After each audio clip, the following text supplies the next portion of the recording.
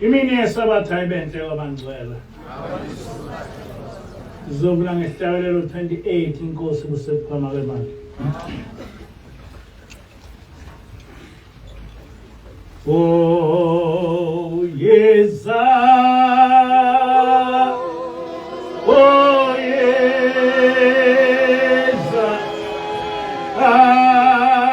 Umhla.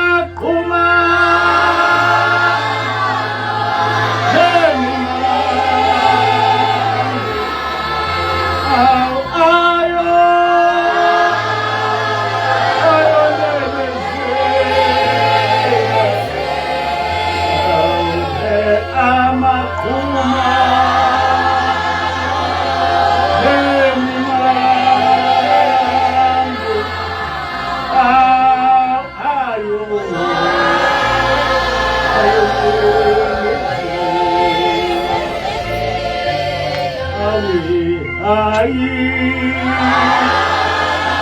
Abaphela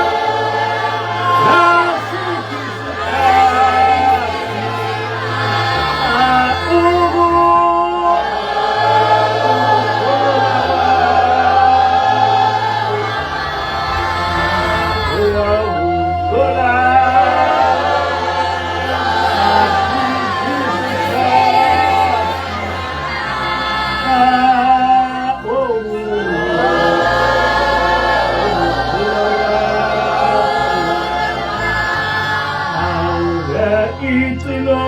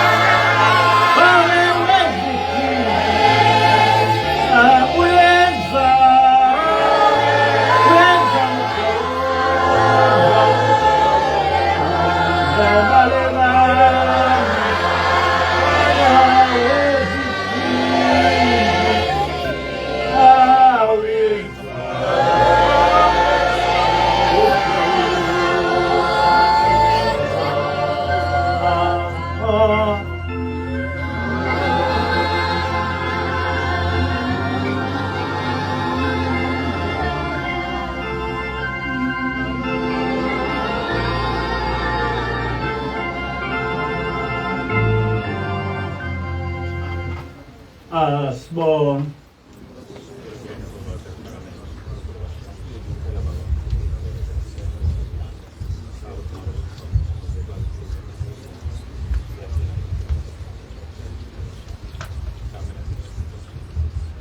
Amen.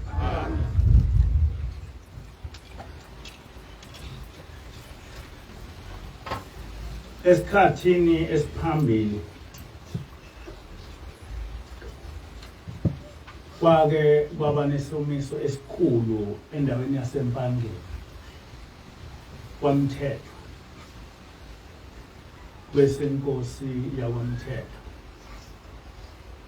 Leso somiso saba sikhulu ngokuthi ngendlela ukuthi kwafa inkomo eziningi, kwafa nezimbuzi eziningi, kwaphela amanzi athinya ezweni. Ngaleso sikhathi kwakubusa inkosi uMhlane. Inkosi uMhlane yayisithuma amadoda ukuthi ehambe ekumfundisi kwakuleyo ndawo wezimishini, babemusha igama lakhe. nemishini ngiyayazi kodwa angizokuyibiza ngegama. Inkosi uMhlane yathi icela ukuthi lo mfundisi ethandaze ecele uNkulunkulu ukuthi enise izulu ngoba izulu liyabhubha. Wathandaza lo mfundisi, wathandaza kodwa izulu alazelanga. Lo mfundisi wayesebuyela enkosini uMhlane ethi kufike izwi lathi imvula iphelile zulu, amathangi ayezulu akasekho, ashiya. Uma le ndaba ifika enkosini uMhlane kwasekuqhamuka abanye beyitshela bathi khona umprofeti noma umfundisi la onamandla okuthiwa uShembe ngesiyozama kuyo. Base behamba ke inkosi bathuma kubabamkhulu, bafike basho ukuthi bavela enkosini uMhlane bazocela imvula. Uthi-ke ubabamkhulu niwaphethe yini amajazi? Bathi cha siwaphethe. Ngaphela izulu kade indaba yezulu nje ubuna kwezulu sika. Uthi-ke ubabamkhulu phuthumane ke emuva ngoba uma ningaphuthumi kunemfula engeke nisakwazi ukuyiwela. Ngampela babuyele emuva laba bantu. Bathi besuka nje lapho ubabamkhulu wayekhona lalibhuqubala izulu lapho. Kubala lahloma. Bacishe bangafika kwamthetho. Ngoba la ishaya imvula kwagcwala imfula kwaba yiyo yonke into. Ngaso leso sikhathi ethena ubabamkhulu njengoba nizocela imvula niwaphethe namajazi. Ngakho ke phuthumane emuva ngoba uma nidileya kungase kwenzeke ukuthi ningafiki lapha emuva. Kuthe uma kwenzeka lesi sigameko yasithi inkosi nangu umuntu othunywe ezulwini. Amen. Nangu uNkulunkulu engimkhethayo ohamba nale ndoda. Kodwa inkosi uMhlane ayizange yambona ubabamkhulu. Uthe nje ngaso leso sikhathi yayisiyagula. Ithe mayisigula kakhulu yayisitshela amadoda endawo ukuthi akahambe eyobiza ubabamkhulu. Ubabamkhulu wayesemkhayideni. Inkosi uMhlane isezweni layo ngazi noma ekwangwenya noma ekuphi ngoba kunemizi eminingi. Kodwa yayise emzini wakhe. Wasuka ubabamkhulu ngaso leso sikhathi emkhayideni useRichards Bay. Waya kwamthetho. Uthe mayifika yathi inkosi ngicela ukuba ungone. Wayese ubabamkhulu ehlala phansi eyigona inkosi yakwamthetho. Yayisithi inkosi sengibonile ukuthi uthunywe uNkulunkulu. Manje ngifuna ukuthi ngifele ezandleni zakho. Yathi kukho konke owangenzela khona. Lelizwe ngoba ngisakwazi ukukukhonza nginikela ngalo kuwe. Lelizwe seliyohamba ngendlela yakho, sekuyizwe lakho. Ngicela ukuba ungibhekele abantwana bami. Wayesekhomba lo mntwana wayezoba inkosi uJakobe. Wathi nangu umntwana obekufanele ebe umholi waleli bandla walelizwe. Ngicela ukuba umbheke. ubaba mkhulu wayese etshela ubaba ilanga ethi inkosi yakwaMthethwa inikele ngezwe lawo kimi. Ngakho ke ngicela kuba ungibhekelele lizwe. Wayeseshintsha ubaba ilanga ipasi lakhe laselibiza kwaMthethwa. Esakha umuzi kwaMthethwa ekwazini. Lo muzi otshengisa ukuthi useyisakhamuzi sakwaMthethwa. Ubaba inyanga yezulu wayesethi owakhe umuzi useJudiya. Ipasi lakhe laselibiza emthunzini. Ubaba ilanga wayese uyayithatha lenkosi ekhulayo uJacobe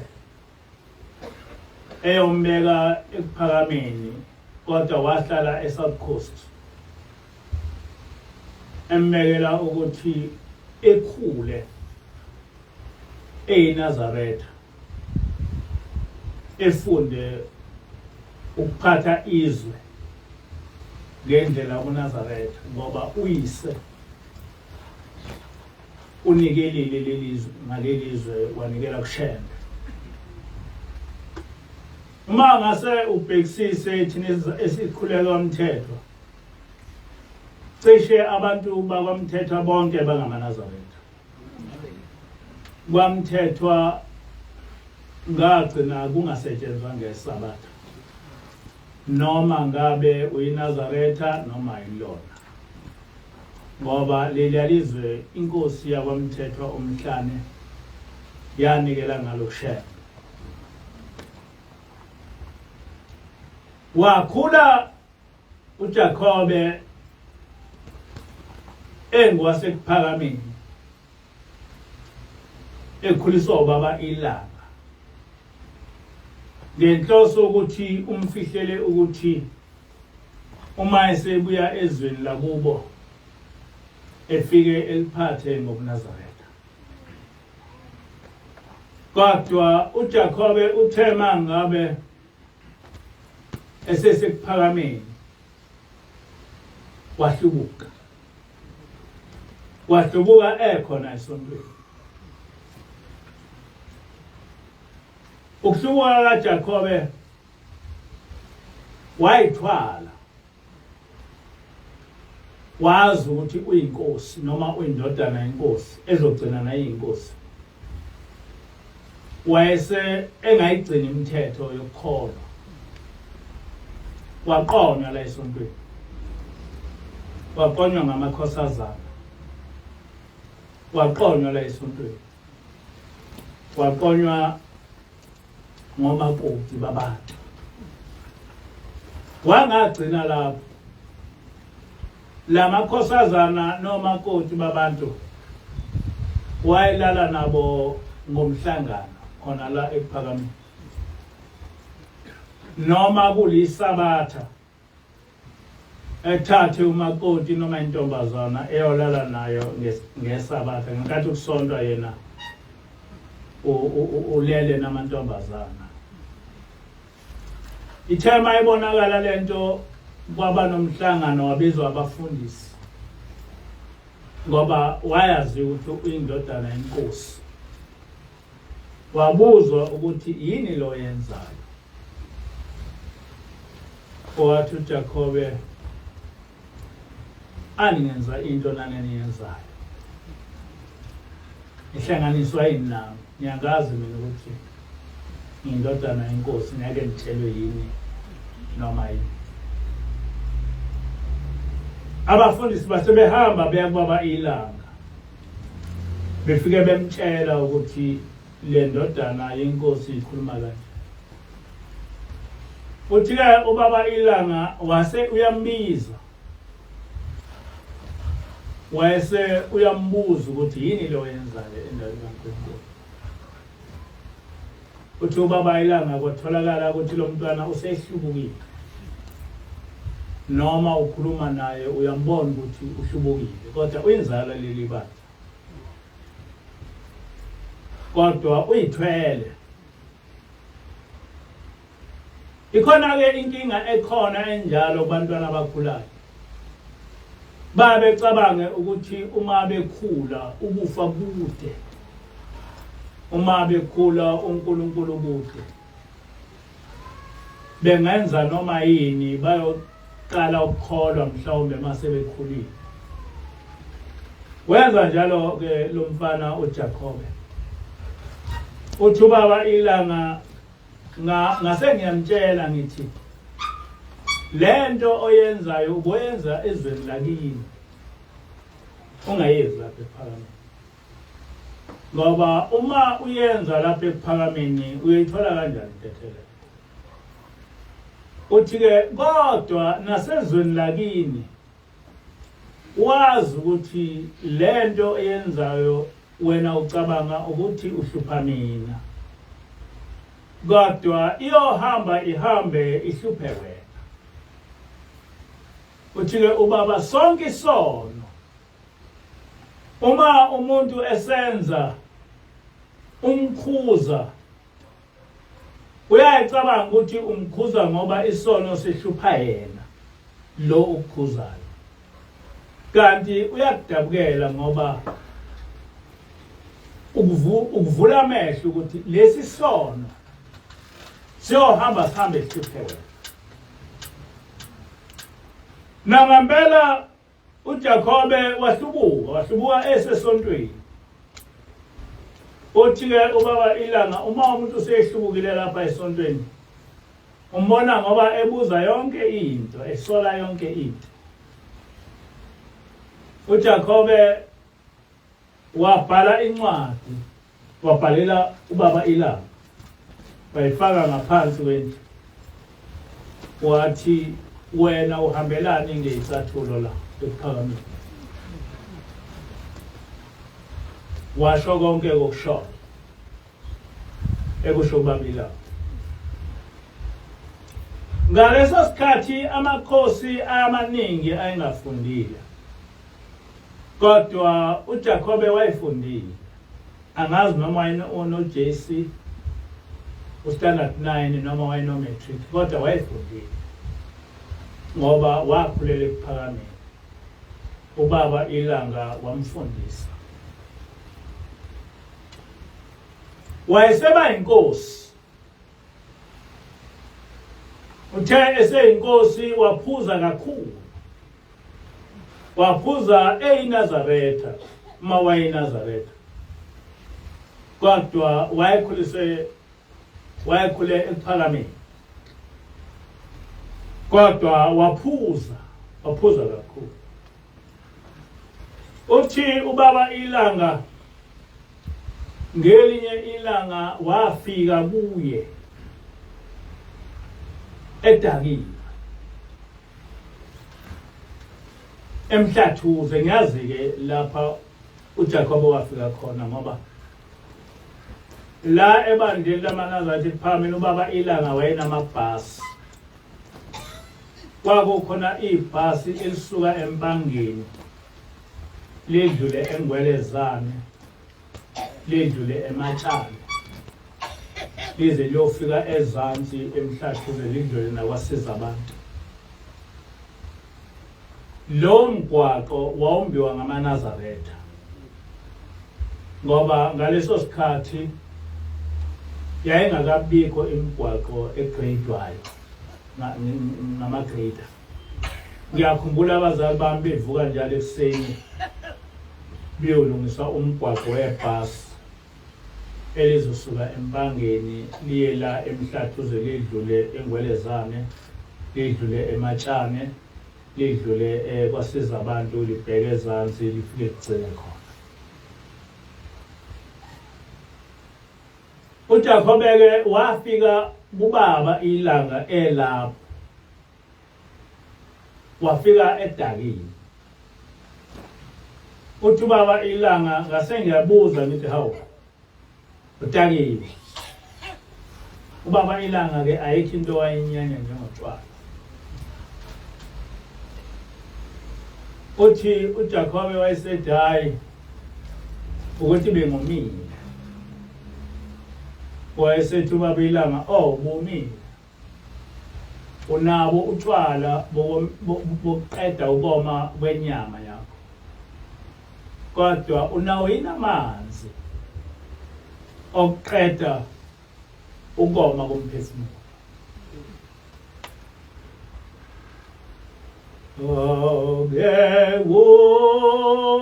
wozani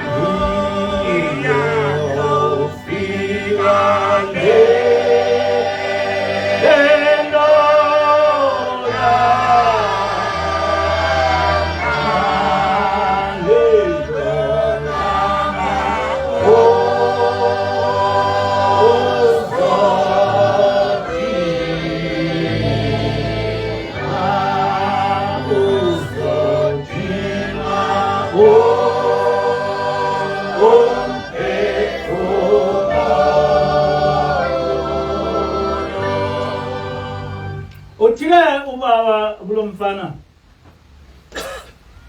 unabo utshwala bokuqeda ukoma kwenyama kodwa unawo amanzi okuqeda ukoma kumphefumulo ukhona isikhathi bantwana basekuphakameni lapha kuzodingeka ukuba sifune ingubo kuzodingeka ukuba sithole ingubo yomphefumulo lezi ngubo esisigqokile esingeke sayifaka ukhona isikhathi lapha uzodingeka ukuba sithole amanzi omphefumulo lamanzi okuqeda ukoma kwenyama angeke sasebenza uthile ubaba lo mfana wayeseyahleka ehlekiswa ukudakwa bonke abantu abadakwayo noma ungabatshela into seriously bavele behleke ngoba abadakile uthike ubaba ngelinye ilanga umuntu odakiwe uthandaza kanjani noma ngabe uthandaza udakiwe uNkulunkulu uyakulalela noma udakiwe ngoba umuntu odakiwe ufana nomuntu ohlanyayo imuphi umthandazo ongalalelwa uNkulunkulu othandazwa umuntu odabile? uJakobe ngoba wayemeyisa ubaba enziwa ukuhlubuka. Umuntu ke uma uhlubukile uyawumbone ngoba ekweyisa, umbone ngoba ekudelela, busubona tho lo muntu uhlubukile. Banjalo nje bonke abantu abasuke sebehlubukile uyawubabone bekwedelela, busubona tho lo muntu usehlubukile. Umuntu ongahlubukile, ongahlutshilwe ngusathane ngempela, ngisho ehlubukile uyakuhlonipha. Kodwa uma usubona umuntu engakuhloniphi, lo muntu ke usuke sehlubuke ngempela. Nalo mfana ke weza kubaba edakiwe ngoba wayesehlubukile. Wathi esewumfana engakabayiyo inkosi wayesehlubukile. Yikho wabhalela ubaba ilanga wathi, wena uhambelani ngecathulo ekuphakama.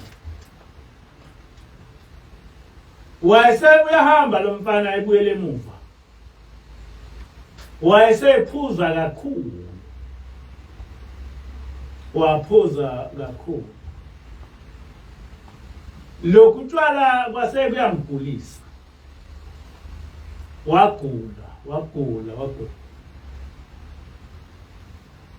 Ngelinye ilanga wayese ebiza abazali bakhe. Ethi ngithatheni ningise kubaba. Ngithatheni ningise kuphakameni. Ngithatheni ningise enkosini yasekuphakameni. Waqala manje ubaba ilanga waba ubaba. Waqala manje ubaba ilanga waba inkosi yasekuphakameni. Sefikile ukufa. Ngithatheni ningise enkosini yasekuphakameni. Bathi abazali bakhe siuselani. Bathi hayi ngithatheni ningise enkosini yasekuphakameni. Sizothi sikuselani enkosini yasekuphakameni ngoba babazi usowahlubuka. Kodwa kwafika ukufa, kwafika semncane. Lo mfana ngathi wayeqede noma unyaka noma isikhathi esingakena eyinkosi, kodwa wayesemncane. Kodwa kwafika ukufa. Uthena umkhokheli ekseni, bonke abantu abangawuhloniphi umhlangano abeyisa uNkulunkulu. Ingilosi thena eminyakeni abebezoyiphila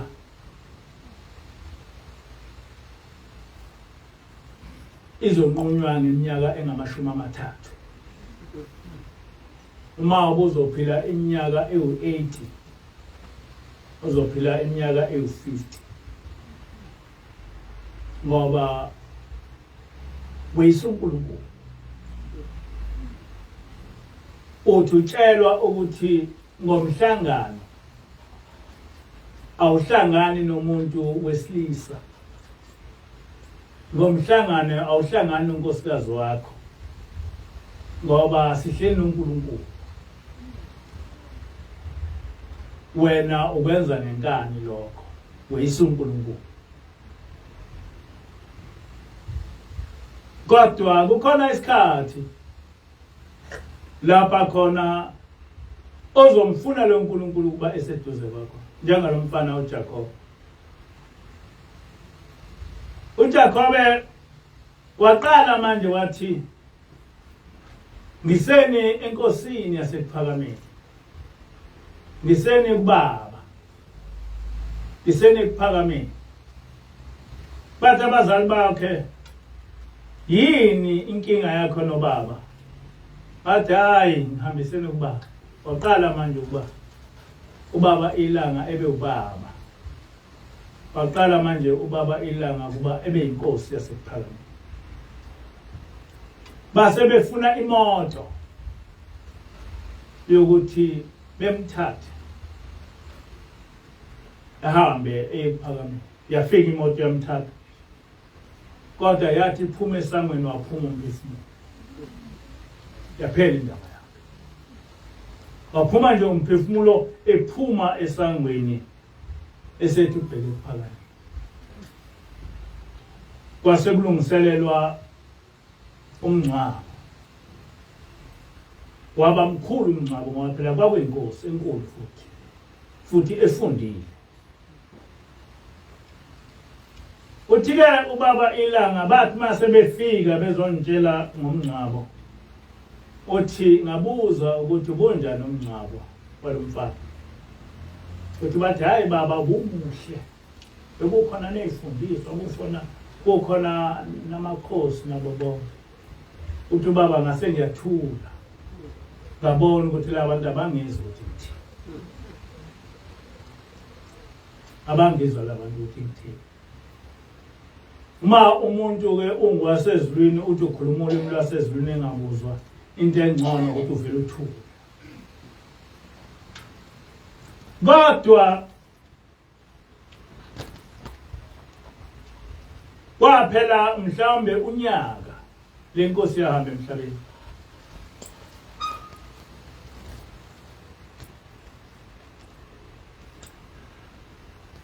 Kwabuya futhi ukuhlupheka kwamthetho. Lomisa izulu.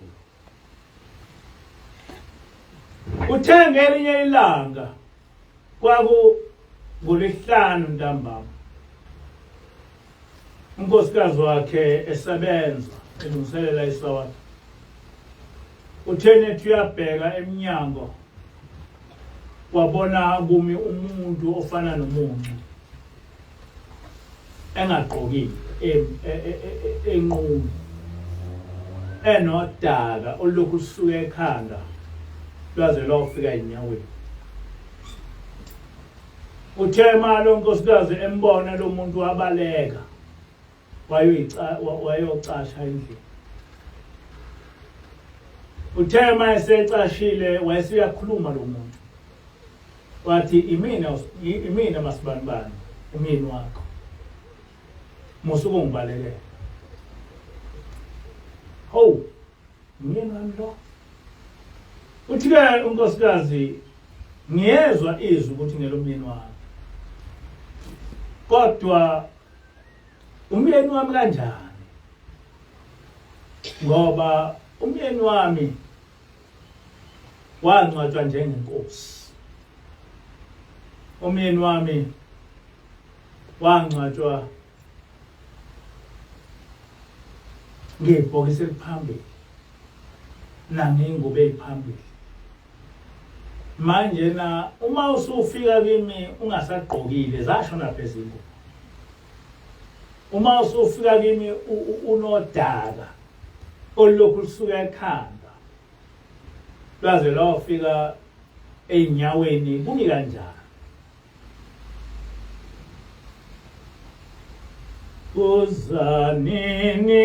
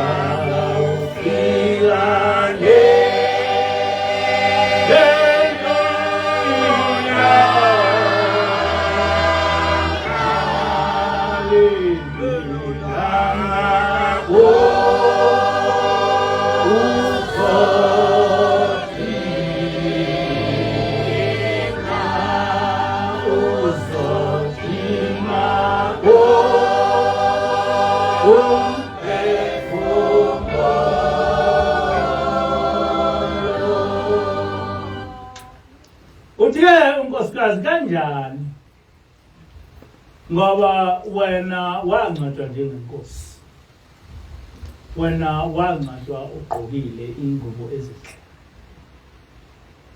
manje wawusuqhamuka ungagqokile wawusuqhamuka ilokhuza ugcwele udaka kusukela ekhanda kuze kuyofika enyaweni kumi kanjani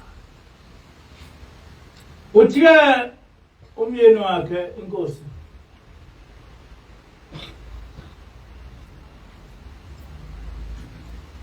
lolu daka lwadalwa yini lokhu kungcola kwadalwa yini othi ubaba ilanga wangitshela wathi ngelinye ilanga lento ezomhlupha ngangamlalela wantshela ukuthi ngicabanga ukuthi ngihlupha yena kanti ngihlupha mina ngangamlalela uthi-ke ngenkathi ngikhula ngisebuphakameni ngangawahloniphi amakhosazana ngenkathi ngangayihloniphi imizimba yamakhosazana ngenkathi ngikhula ngangayihloniphi imizimba yomakoti babantu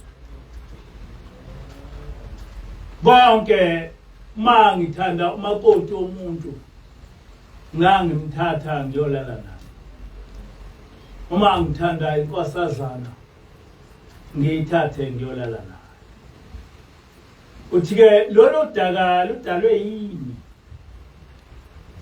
lokhu kungcola kudalwe yini lolu daka ilobo umnsizwa bami okwakwenzeka uma ngilele nalamakhosazana nalamakoti babantu uthi lento ngenkathi ngiyenza yayimnandi ngijabulisa kodwa manje isiwusize uthi iyanunka iyangibukela kakhulu uthi lokhu ngahamba emhlabeni ngihlala ethuneni ithuna langehlula angizange ngakwazi ukuphuma ethuneni ngihlala ethuneni uthi uma ngiphuma ethuneni uvele kube mnyama umhlaba wonke uthi yonke lento esasitshelwa ukuthi kukhona umuzi ongcwele angikwazi lento esasifundiswa ukuthi khona umuzi wasekuphakameni kwasezulwini kukhona izulu angikwazi lokhu ngafa ngazikho kodwa into engiyaziyo ubumnyama lapha ethuneni kumnyama noma ngiphuma ngaphandle umhlaba wonke umnyama uthi njengoba ngifike kuwe nje ngiyaqala kuba ngifike kuwe uthi sonke isikhathi nala ekhaya angikwazi ngoba kumnyama uthi ngiyangiphume ngihambe ngintwayiza mhlambe ngize ngifice umfula omkhulu uthukela uthi mangithi ngiyaqoba lithi ngifuna ukuthi ngiphuze noma ngigeze lolo daka uthi ngisho umfula kuthukela uthi uvele wome ngaso leso sikhathi uthi ngintwayize kwesi sikhathi ngize ngiwele umhlathuze ngasikhathi wawumfula omkhulu uthi kodwa ngoke ngithi nje ngiyagoba ngithi ngifuna ukuphuza noma ngithi ngifuna ukugeza lolu daba daka uthi umfula uvele wome ngidikilwe nangamanzi. Ukhona isikhathi lapha izono zethu zizokwenza ukuthi sidikilwe ngamanzi. Ungawatholi amanzi okuphuza. Ungawatholi amanzi okugeza. Ngoba ucabanga ukuthi mase kutshela ngendaba kaNkulunkulu siyadlala. Kodwa kukhona isikhathi lapho uzobona khona ukuthi adlali ungasezikwazi ukuphindela emuva. Kukhona isikhathi oyokhumbula lento engikutshela yona. Mhlawumbe angeke kuphele ngisho unyaka lento engiyikhuluma yenzeke kuwe. Isho njalo ke inkosi. Ithi noma ngithi ngiwela umhlathuze kodwa mangithi ngiyabhoba ngiyaphuza kuvele amanzi esho umfula wonke omkhulu kangaka ushe. Uthi ngithwayize ngize ngifike emfolozi. Mangithi ngiyafika emfolozi ngithi ngiyabhoba ngiyaphuza noma ngiyageza avele amanzi ashe. Uthi lo mfana oyiseyinkosi ngiyahlupheka kakhulu. Ngihlala ngedwa. Ngihlala ethuneni. Akho umuntu engimbonayo, umhlaba wonke umnyama. Uthi kodwa ubaba wantshela. Uthi wantshela ubaba ukuthi njengoba unawo amanzi noma unawo utshwala bokuphuzisa inyama yakho. Unawo yini amanzi okuphuzisa umphefumulo wakho.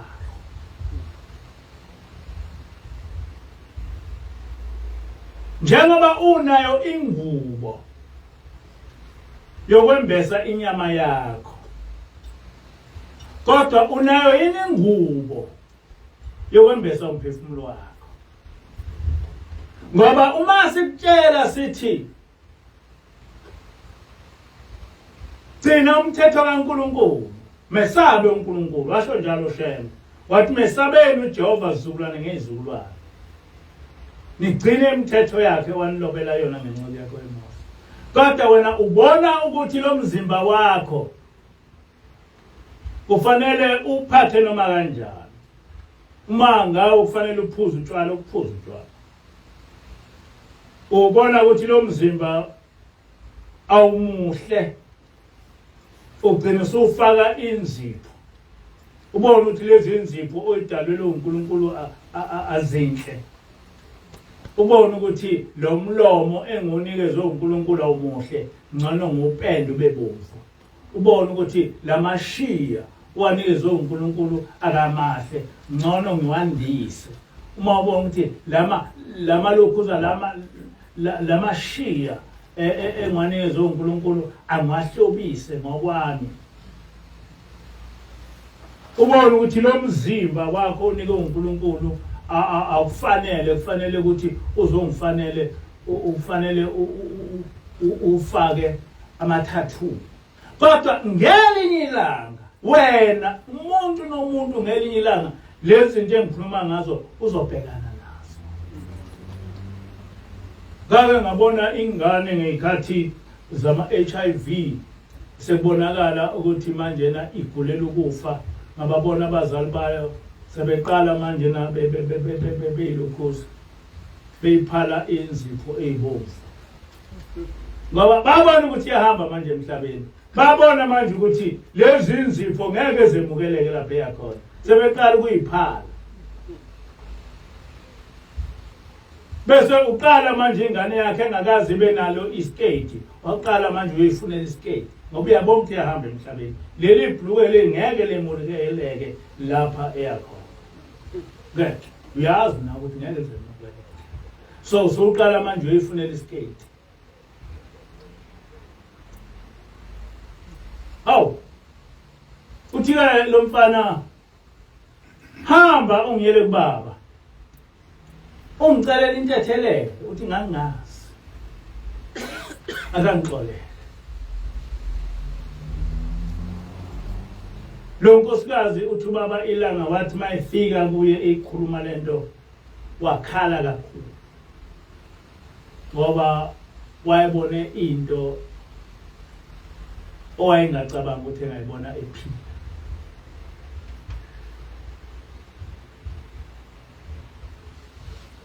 Ngangisonta kwaNgwenya kwaMthetho ngisontana inkosi uNteba ngisho ephethe inkonzo ethempelini ngangiselikho engazi futhi wayexoxa uNtemba inkosi lento uthi-ke umthethwa ngoba kwakumfowabo lo Jacob uthi wahamba umfowabo wapoka emini manje epoke nje ngo4 emini eqhamuke evutha uthi waye eqhamuke evutha efike esangweni evutha uthi ngangingene endlini ngigqoke umNazaretha ngithathe amanzi abusisiwe ngifike ngimphunyele ngayo ebaleke. Lokhu ke ngangibuzwa khona uNtemba esothi ngikhulumelani lento ngikhulumela izinto ezimbili.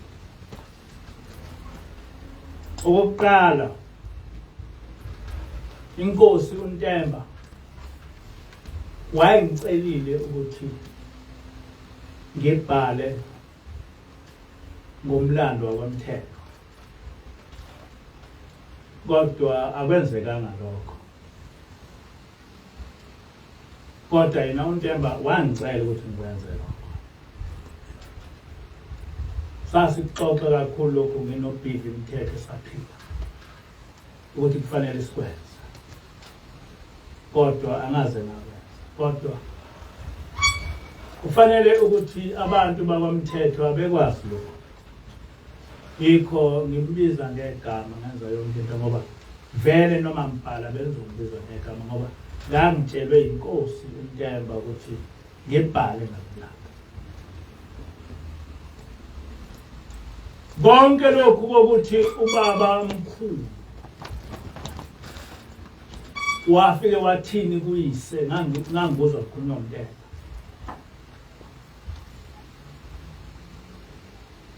Okuningi okunye ngakuzwa ngomakhokhomba umfundisi uMthetho owayezala uJosiah Mthetho naye wahamba esemfundisa. Makhokhomba kena wakhuluma kakhulu ngalomfundisi owathi ezulwini iphelile imvula. Ngoba umfundisi uMthetho sengathi wayengabanye balaba babethunywe kulomfundisi. So le ndaba ngafike ngayithola umfundisi uMthetho uJosiah uMakhokhoma, ngayithola kubaba ilanga, ngayithola enkosini uMthetho uNtemba uqobolwayo. Yona ke yayisingithuma ukuthi ngiwubhale umlando womthetho. Ngangizobhala no BV kodwa hayi ukuthi inkosi yangithuma ukuthi ngiyobhale no BV Mthetho. Ngoba cishe lesikhathi uBhili wayesemncane kakhulu. Angaze ngibone ngoMthetho. Kodwa sinqume nje uBhili esemdala ukuthi kufanele sibhale umlando. Abantu bakwaMthetho kufanele bazi ukuthi izwe likaMthetho ngelikaShembe. Bengaphisana nalo. Njengoba yayithi inkosi yakwaMthetho uNtemba akugcina isabatha wonke umuntu. Wayethi agcina isabatha ngoba umhlane wanikela ngalelizwe kwaNtemba. Wanikela ngalelizwe kuShembe. So njengoba wanikela ngalelizwe kwaShembe kwakufanele ukuthi leliyazwe kulo ugcine isabatha. kwamthethwa ayifuwa ingulube ngoba leli alizwe elikaShembe inkosi umhlane wanikela ngalo kuShembe unkosi umhlane umoya wakhe waphumela noma umphefumulo wakhe waphumela ezandleni zikaShembe emgonini wathi ngigone ubaba mkhulu wamgona waphuma umphefumulo emgonile egone ubaba mkhulu inkosi umhlane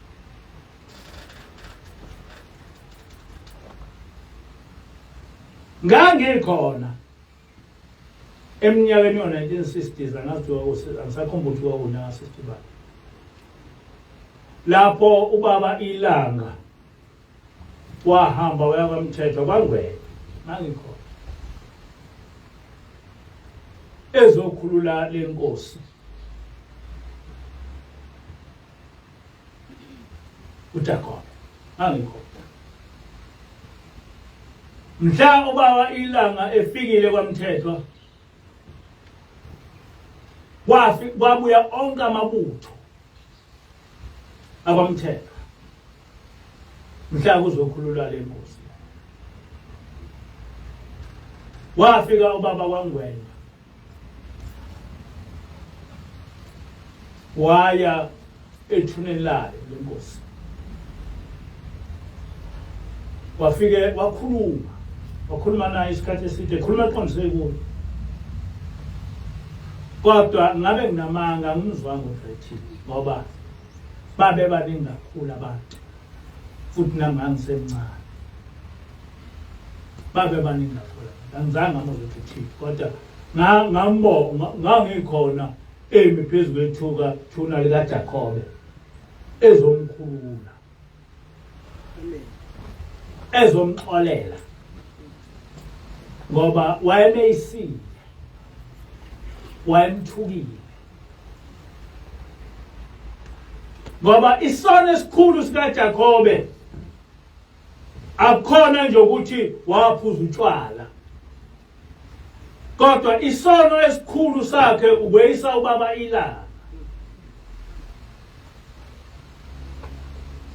weyisa ubaba Ilanga esesephakameni wabhalela ubaba Ilanga wathi uhambelani ngecathulo wena emzini wasephakameni walala namantombazana ngenkani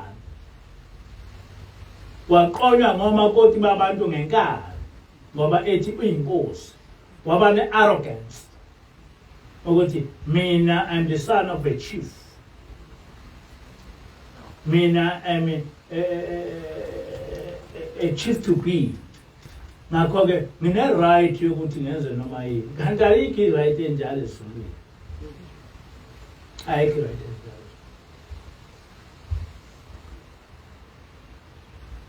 manje na-ke ngizama ukunitshela ukuthi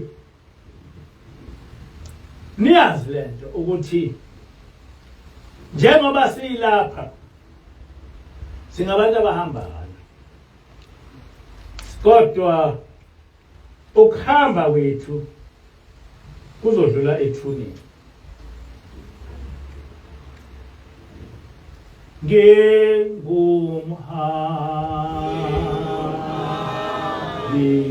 emhlabeni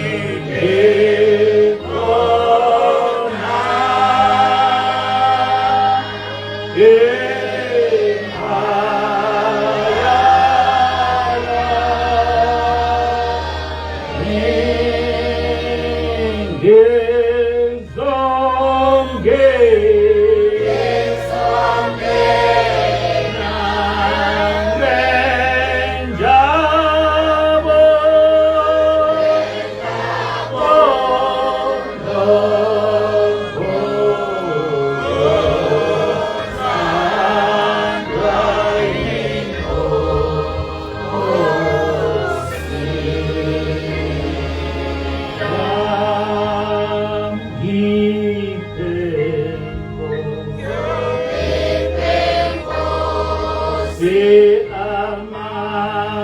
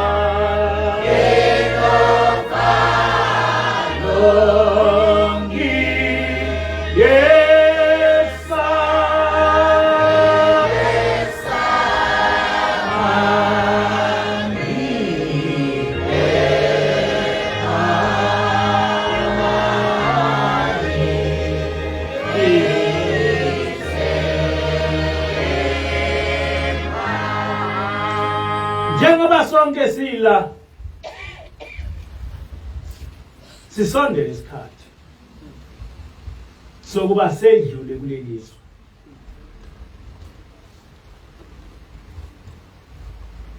Akakho waziyo ukuthi uzophela unyaka ekhona yini.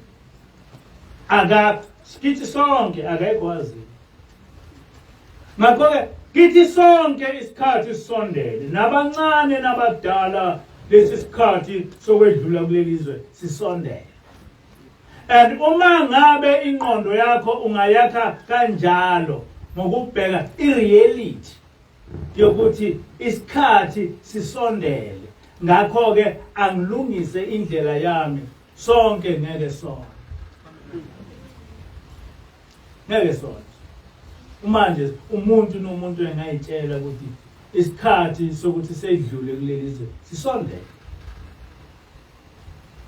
Kukhona isikhathi esingakisihle lapha lenyama yethu izobola, lenyama yethu izodliwa zintuthwane, lenyama yethu izohlala ngaphansi komhlaba. Kodwa lwela into eyodwa ukuthi ithuna lingazehlula, ungafana lenkosi yakwaMthetho. Lwela ukuthi uma uhamba lapha emhlabeni ungafike wehlulwe ithuna, ungathi mawususethuneni ubuye umoya wakho uhlale ethuneni. Lento ikhulume kakhulu ngayo ingilosi, kodwa nansi siyayibona manje yenzeka enkosini yakwaMthetho. Yakwasho yona athi ngihlala ethuneni. Yathi uma ngiphuma umoya wami uphuma umnyama umhlaba wonke umuntu. Akakho omnye umuntu engimaziyo nani nawe ngibe nenhlanhla nje ukuthi ngigcine ngikhuluma nawe, kodwa akho lutho engibonayo, umnyama ezweni, kumnyama ethuneni.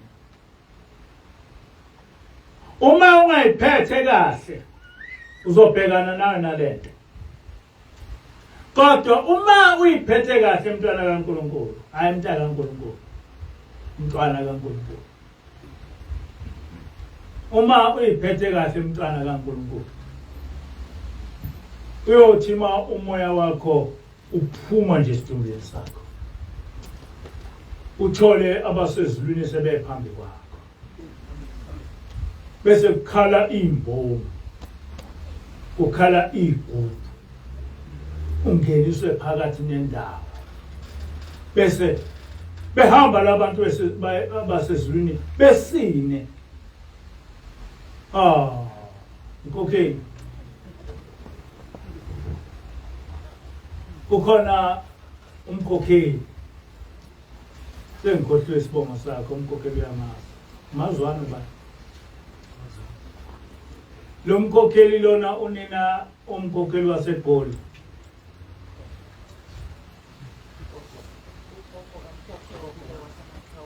ugogo kamkhokheli wasemaqhaweni ugogo kamkhokheli wasemaqhaweni waye umkhokheli kababa mkhulu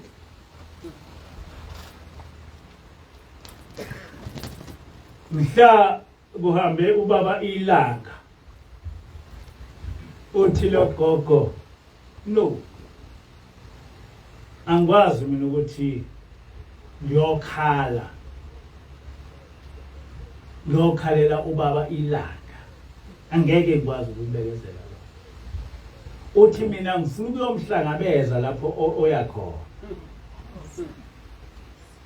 ngifuna ukuba nalaba abazomhlangabeza angifuni ukuba ngimvalelise ngifuna ukumhlangabeza uthi ke ugogo wasemaqhaweni uthi uzothi ubaba ilanga efihlwa mina ngibe sengiphambili ngiyomhlangabeza ubaba ilanga wayezofihlwa wafihlwa ngesonto lesalukazi sahamba ngolwesine ngolesihlanu sancwatshwa njengoba sishilo sathi mina angizukuba ilaba abazomphelekezela mina ngifuna ukumhlangabeza ngifuna ukuthi ngizomhlangabeza senginabangcwele ngakho ke uma ngihamba emhlabeni ningifihle ngaso leso sikhathi ngoba ngifuna ukujaha phambili ngiyomhlangabeza ngempela ngolwesine sahambe isalukazi emhlabeni ngolesihlanu safihlwa by the time ubaba ilanga efihlwa ngesonto sona sase siphambili simhlangabeza sifuna amakholwa anjalo ke sifuna amakholwa anjalo amakholwa angama heroes amakholwa ayindlalifa yasezulwini amen amakholwa afana lesisalukazi amakholwa afana nomama wami wayihero hlale ngisho lo ngithi mina umama wami wahlala wangibiza wathi usefikile ubaba mkhulu wathi angila uzomlapha wangitshengisa imthwalo wathi ngale mthwalo bengithi ngizoya ekuphakameni ngizoya ebuhleni ngiyovula umhlangano kodwa angazi noma ngizovula yini ngoba noma sengovula nabaphambili washo kanje wathi nansi imthwalo angazi noma le mthwalo ngizoya nayo nebuhleni noma sengovula umhlangano ezulwini angazi kwathi mhla ka 1st kuJuly kungena umhlangano kwafika abasezulwini bathi uthi baba mkhulu sizokulanda bafika bevunule bathi kanti wena awukavunuli geza sihambe sizobuya emini zokulanda wasitshela umama wageza umama wahlala umama walinda bafika abasezulwini bamlanda wahamba waya kubaba mkhulu amen ilama kholwa ke esiwafuna la nihlale ngikhumbula ukuthi ngathi ukuhlala noNkulunkulu akulula ukuhlala nengilosi akulula ngoba ingilosi ifuna umuntu operfect. Uma ingilosi ithi akangababikho umuntu oyihlanganisa nomkakhe nesikhathi somhlangano, she means it. She means it.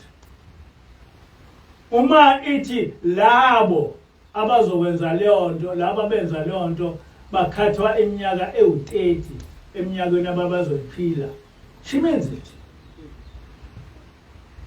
Ukuthi ungacabanga ukuthi ngoba ithena ingilosi asinikelele ukukhula uzothi wenza izono ucabanga ukuthi uzokhula.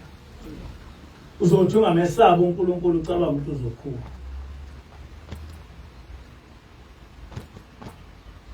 Le nhlanhla yokukhula ufanele ihambelane nendlela yokuqonda indaba kaNkulunkulu. Ungacabanga ukuthi uzovela unikele nje unikele bese ucabanga ukuthi uzokwenza izono bese uthi hayi nginikelile. No, kambe kanjalo sifike. Oh, msakhumbula. Ithi ingilosi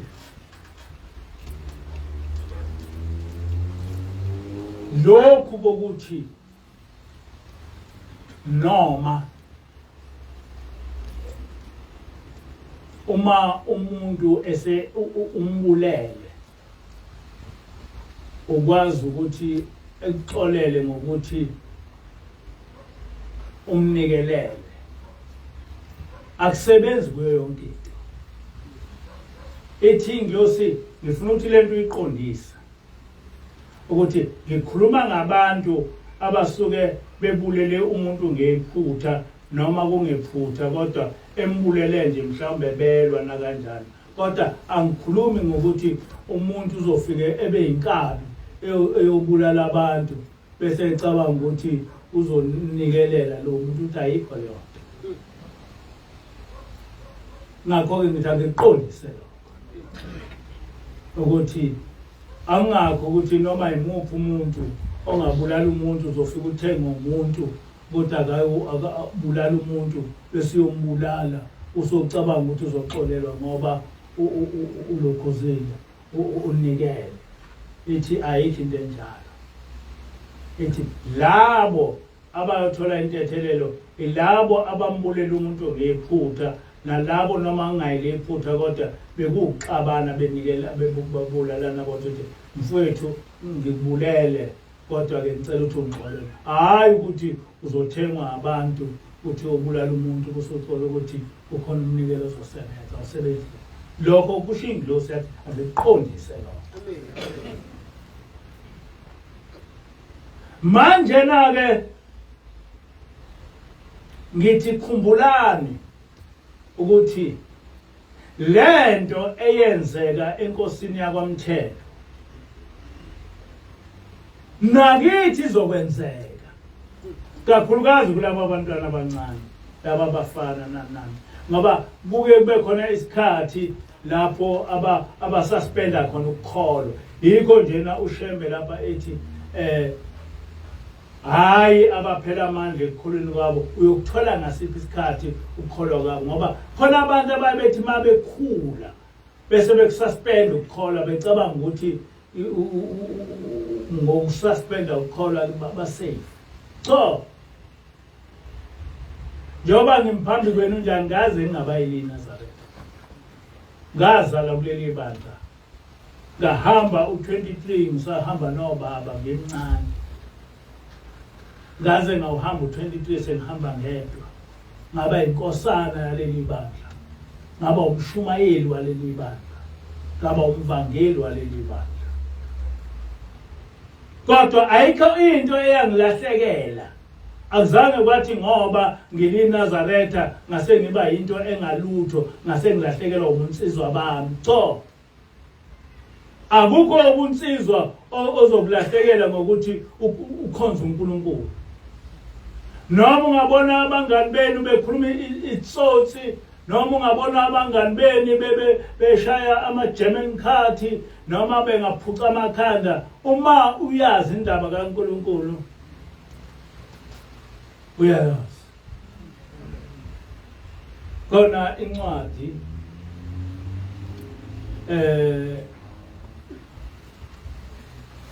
Lamshumayeli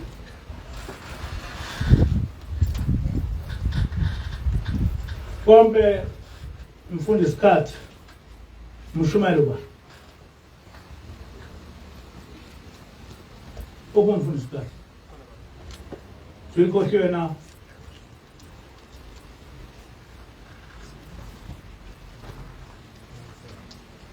oh kodwa le ncwadi kaMshumayeli ithi kungcono ukuthi uhambe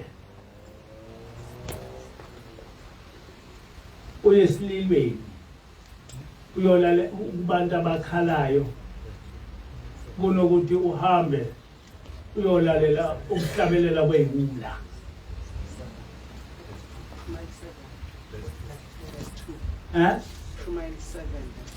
Mshumayeli 7 verse 2 ngiyayithanda le ncwadi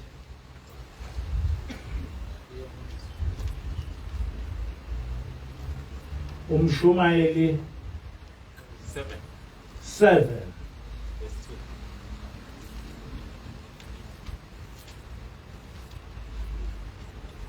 Hayibo angithi umshumayeli ongapha kwezakhe oh yeah ithi incwadi kaMshumayeli 7 verse 2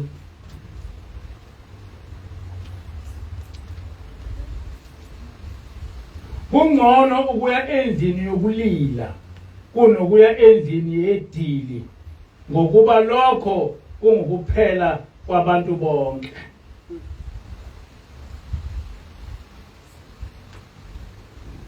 kungcono ukuya endlini yesililo kunokuba ube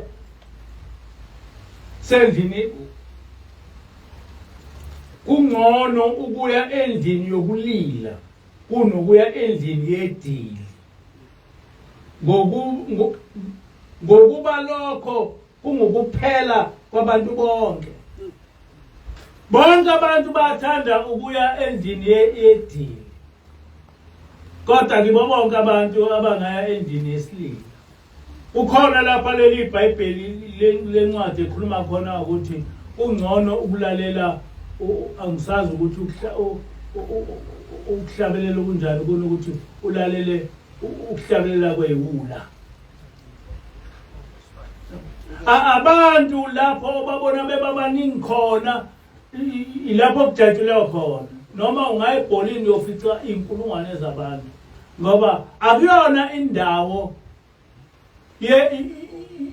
yokulila indawo yedili kodwa lapha sikhuluma ngendaba yokulila ngoba sikhuluma ngereality yakho ukuthi kuzofika isikhathi lapho umphefumulo wakho uzodinga khona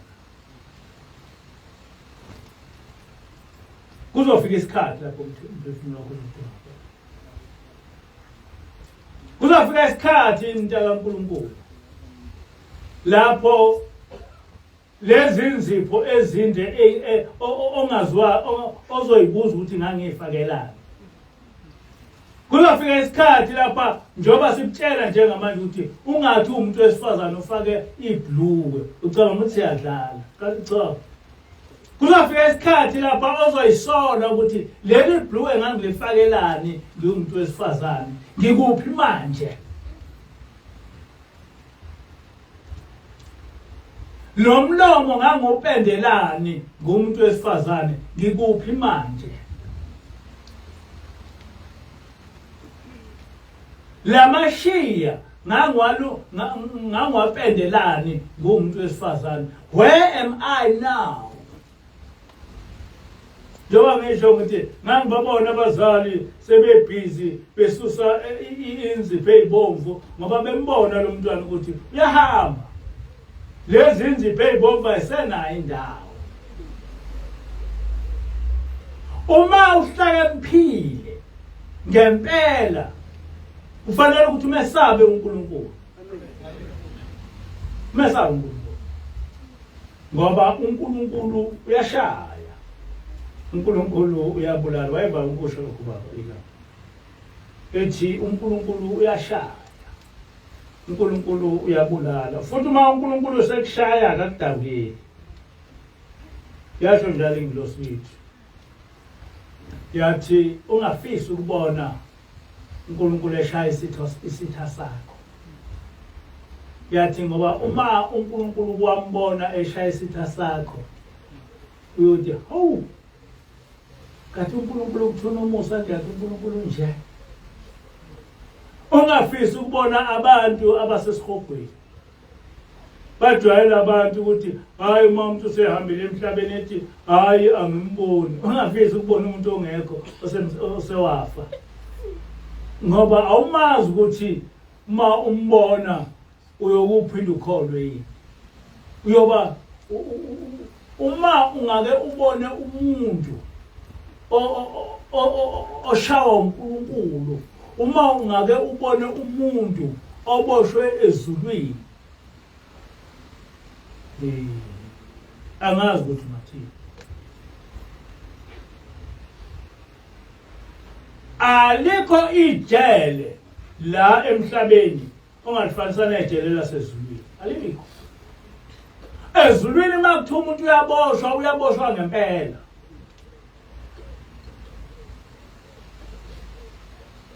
Ezulwini akushalutho ukuthi uthathwe ufakwe ethuneni uhlale intuthwane zikudle uzwa yonke into yenzeke uzwa ungakwazi ngisho ukuphenduka ube yiyo yonke into. Akushalutho lokho ezulwini. Ngoba ezulwini uma ulahlwa, ezulwini uma uboshwa, ufike ushiwe kuleyo ndawo, ungaphinde kungezi ingilosi, kungezi umuntu wakini, kungezi bani, uhlale wedwa. Esho nje ingilosi yathi bafike bekungcwabe. Mase bekungcwabe ke bese behamba beyokudla ibiliboco. Sebekhohliwe wena abangcwabile. Ukwenziwa njalo. Sewukhona no after tears. Uma abantu sebengcwabile, all that they are concerned with is after tears. A party after tears. Sebekhohliwe wena. Kodwa wena laphana ngaphansi komhlaba uyapaquza. And upaquza ezulwini mawuboshwe iminyaka ewu-30 usukuboshwe isikhathi esifisha. Angikhulumi ngomuntu osehogweni, ngikhuluma ngomuntu oboshiwe. Ukuthi iminyaka ewu-30 uboshiwe ezulwini ayilutho. Ayilutho. Ngakho-ke njengoba nilapha ningacabanga ukuthi sichithe isikhathi. Kufika ingilosi yazositshela ukuthi lapho eniya khona kunje.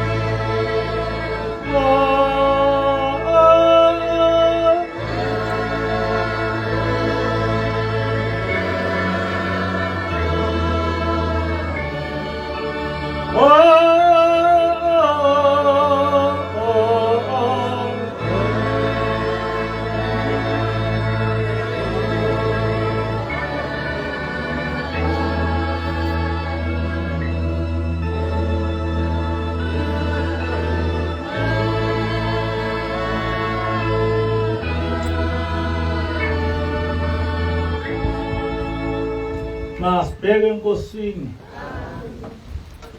uNkulunkulu wakithi ekuphakameni, uNkulunkulu kaShembe, mdali wezulu nomhlaba, siphambi kwakho ngaleli sabatha lakho lanamhla. Busisa Nkosi lenkonzo yakho, ukhumbula abantu bakho abalapha emhlanganweni.